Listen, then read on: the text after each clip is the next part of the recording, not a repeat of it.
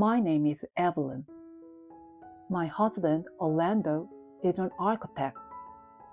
Although architect might not be the most accurate term, as he is more like a designer. His work is complicated, and I don't fully understand it. But he holds a first-class architect license, and his main job is to design plans for houses and buildings. We got married 6 years ago and have been blessed with 2 daughters, aged 4 and 2. We live as a family of 4 and lead a happy life. Originally, we lived in an apartment, but as our daughters grew older, we felt that it would become cramped. So we decided to buy a used single-family house. Although it hasn't been around for many years, it still required some improvement. That's when my husband decided to work on it again. Not only my husband, but also my father-in-law, who is my husband's father, has a passion for DIY. Even though he doesn't hold any qualifications like an architect, he often makes tables and chairs at his parents' house, and recently he even made a bookshelf for our daughters. The quality of his work is exceptionally high, to the point where I think they could be sold. Therefore, my husband and father-in-law teamed up to make improvement to our new home. It's not exactly a renovation, but they have been repainting the interior and knocking down the walls between 2 small rooms to create one spacious room. Every weekend, they work on it together. It has been almost half a year since they started doing it themselves, which is cheaper and allowed us to customize according to our preferences. They mainly focused on remodeling the living space, so our family has been living on the first floor most of the time. At first, I was skeptical about doing the renovation ourselves, but as I witnessed my husband and father-in-law's skill, I was amazed to see how our house was rapidly becoming beautiful. Seeing that, both my daughters and I grew more and more excited with each passing day. However, there has been one troublesome thing in the past 6 months. The culprit is none other than my husband Orlando's mother, or in other words, my mother-in-law. Ever since my father-in-law started helping with the remodeling of our house, my mother-in-law's harassment toward me has been getting worse and worse. It's the uncivilized of a daughter-in-law like you to make my husband help with the housework. And to think you don't even work and leave everything to Orlando and your father-in-law. What on earth is going on? She would always call me and make sarcastic remarks while my father-in-law was working on the house. Well, I suppose it's what they call jealousy. She probably doesn't like the fact that we're having a great time over here without her. At first, I even tried inviting her over for coffee. Wouldn't you like to come over and have a cup of coffee with us, mother-in-law? But she firmly refused, saying, "Who would drink coffee with a lazy daughter-in-law like you?" I don't consider myself lazy at all. The reason I'm not working now is that I have 2 young daughters.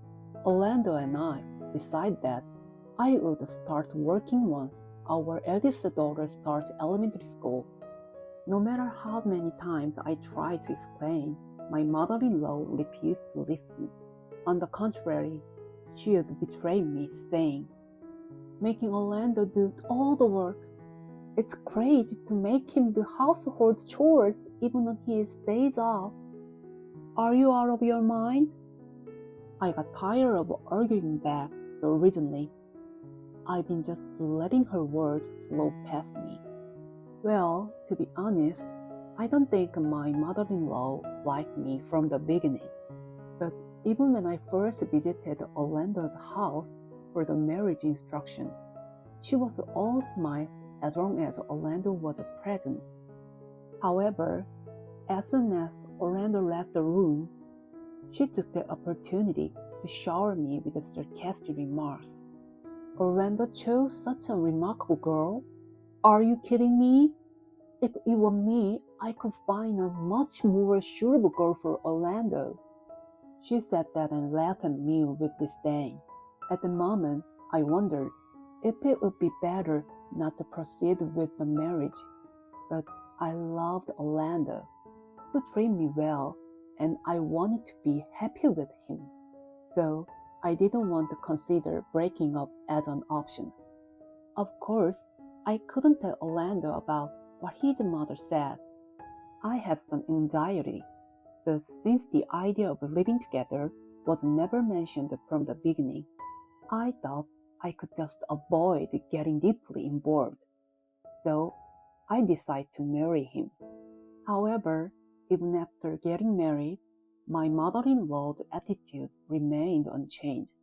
Not a single word was spoken to me during the wedding ceremony. No, it wasn't just during the wedding ceremony. Even when I visited my in-laws for family events, she completely ignored me when Orlando wasn't around. Moreover, she started showing a cold attitude toward my daughters as well. That's why I've been grateful for the 6 months when my father-in-law came to help. I didn't have to go to my in-law's place. Even before the remodeling started, my mother-in-law's treatment was terrible. Back when we were still living in an apartment and I was struggling with a child rearing, especially with a younger child. She knew about the situation, and my mother-in-law suddenly visited our house even though my husband was at work. She entered without permission and even sat at the table without asking. "Evelyn, your husband's mother is here, and no coffee?" She said that. Even when I was feeding or putting my daughter to sleep, she didn't care. If things weren't revolving around her, she wouldn't be satisfied.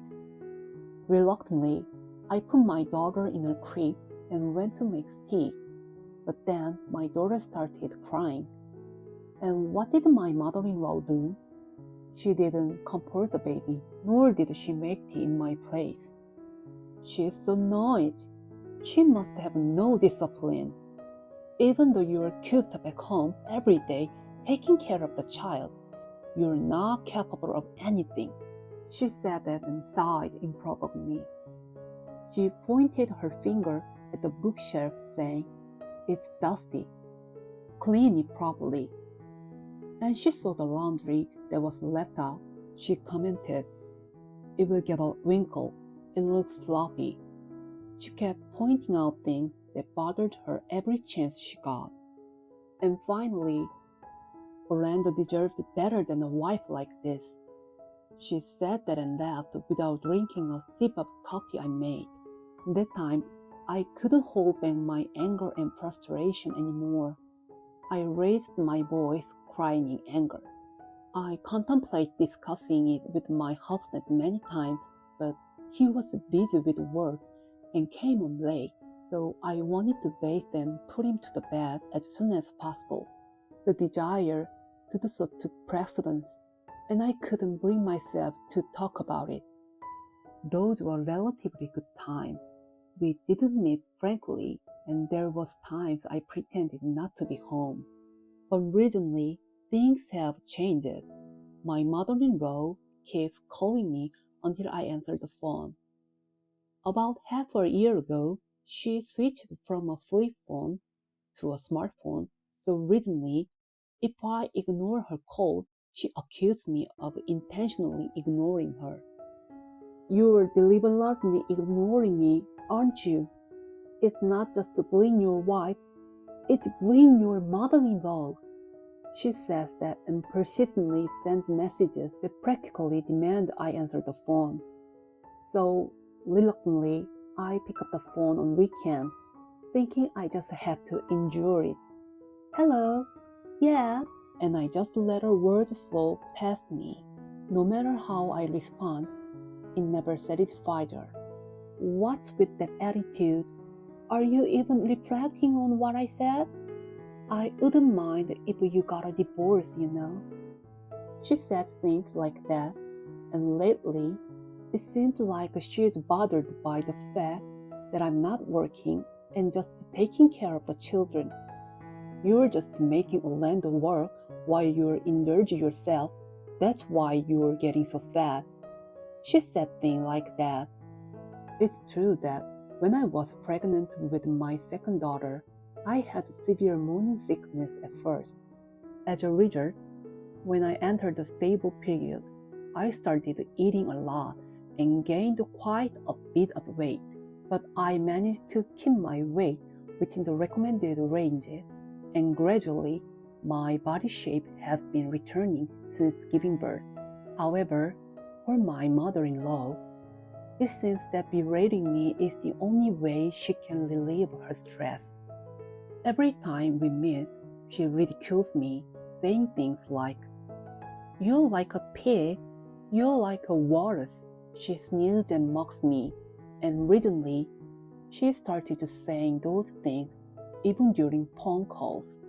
Nearby residents seem to be spreading rumors that I'm a useless daughter-in-law. When I go to my in-laws' house and meet the neighbors, they look at me strange and whisper things like, "You have to take good care of your mother-in-law, you know?" It's gotten to the point where they say such things to me. I certainly want to get along with my mother-in-law if possible, but it's actually her who won't allow that. However, I couldn't say that to the neighbors who know nothing about the situation. So all I could do was smile and brush it off. On one particular weekend, my father-in-law came to our house and my husband and I were working on some renovation together. This morning, my father-in-law handed me pasta that my mother-in-law had made. It's something Orlando has always liked, so she occasionally brings it over. Thinking it was time for a break, I started preparing coffee for my husband and father-in-law when, as usual, the phone rang. "Hello, hello." As I said that, in the usual loud voice, she shouted at me, "You answered the phone quickly, huh? Just lazing around by yourself again, I bet." The loud voice pierced my ear, and instinctively, I moved the smartphone away from my right ear. I was just about to serve coffee to my father-in-law and husband.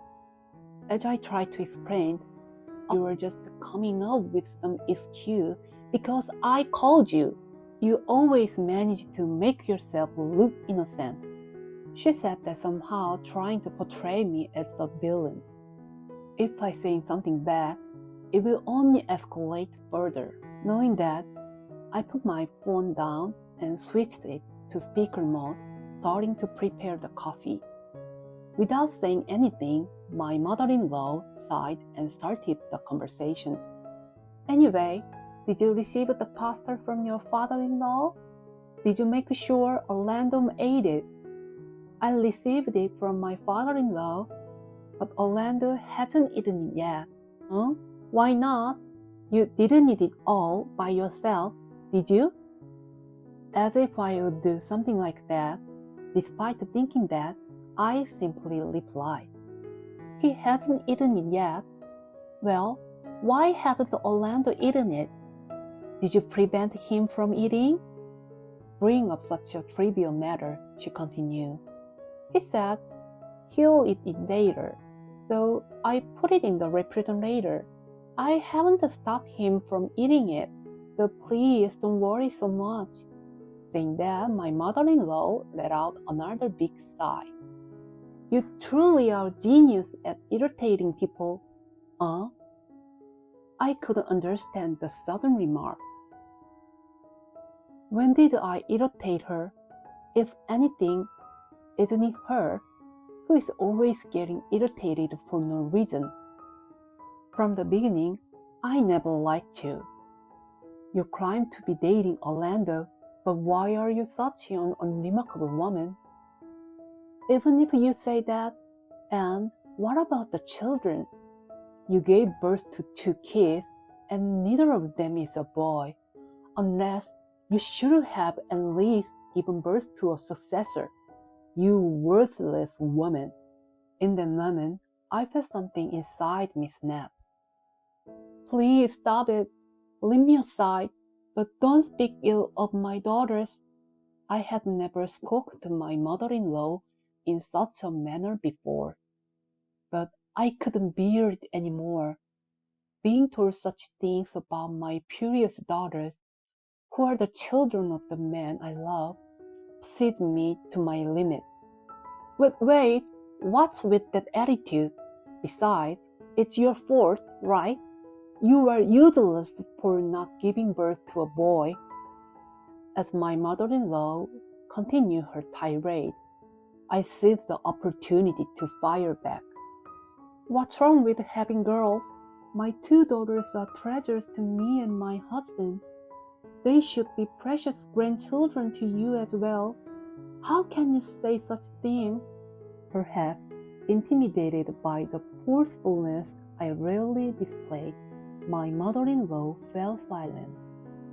However, my emotion couldn't be contained, and the words continued to overflow. Even before we moved here, you would suddenly show up at our house, complaining and then leaving. You also spoke ill of me to the neighbors, didn't you? Do you even understand how much I've struggled? The patience I had held on to for so long suddenly overflowed, and tears streamed down my face. Orlando's mother, perhaps noting my tears, seized the opportunity to strike. Why are you crying? It's embarrassing. I've only been trying to raise you as your daughter-in-law, haven't I? If you can't bear even this, then divorce Orlando. As long as it's not a pig like you, it can be a cow or a horse. She said that. I realized that despite everything I had said, my true feelings had failed to convey, and suddenly tears began to flow uncontrollably. Upon witnessing this, my mother-in-law remarked, Do you think everything will be fine if you cry like that? Oh, I can't stand it. She said such things. Suddenly, Orlando's father spoke up. What was that just now? I turned toward the direction of the boys and saw my father-in-law and husband standing there. With a stern expression, my father-in-law asked, Was that my wife's voice just now? Are you on the phone? He directed the question at me. Perhaps, hearing my father-in-law's voice through the phone, my mother-in-law immediately grew flustered. Oh, it's you? Why? How long have you been listening? He said, and then continued. Since around the past incident, I heard everything together with Orlando. Saying that, my father-in-law reached for my smartphone. Then, facing my phone, which was on the speaker mode, he exclaimed, What a disgraceful thing you're doing! This embarrassment! Come here, right now, and apologize to Evelyn, he shouted angrily. I could hear a small gasp from my mother-in-law, but my husband continued without hesitation. Mom, have you been doing this to Evelyn? That's terrible. Honestly, I'm disappointed. We make decisions as a couple, so does Mom have the right to interfere? I'm really disillusioned. Being told such things by her beloved son, my mother-in-law must have been greatly shocked. Over the phone, she suddenly began apologizing to me. I'm sorry, Evelyn. I won't say it anymore. Please forgive me. However, my father-in-law didn't accept such an apology. I told you to apologize in person. He continued to insist. Then my eldest daughter came out from the back room. Is Grandma coming? I don't want her to come. She spoke up, leaving not only me, but also my husband and father-in-law dumbfounded. Grandma is mean to both me and Lily. She said nasty things to Mom too. I don't want to see her. She said it clearly. At the moment, my husband chuckled and said, You're right. Who would want to see her? Don't worry. We won't let Grandma come anymore. And we won't let her be mean to Mom either. Saying that, he gently caressed our daughter's head. Dad, promise me you will protect Mom, okay? As our daughter hugged me while saying that, I truly felt a deep affection for her. Finally, my mother-in-law said, I am truly sorry. I won't say anything anymore, so please forgive me. And then she hung up the phone.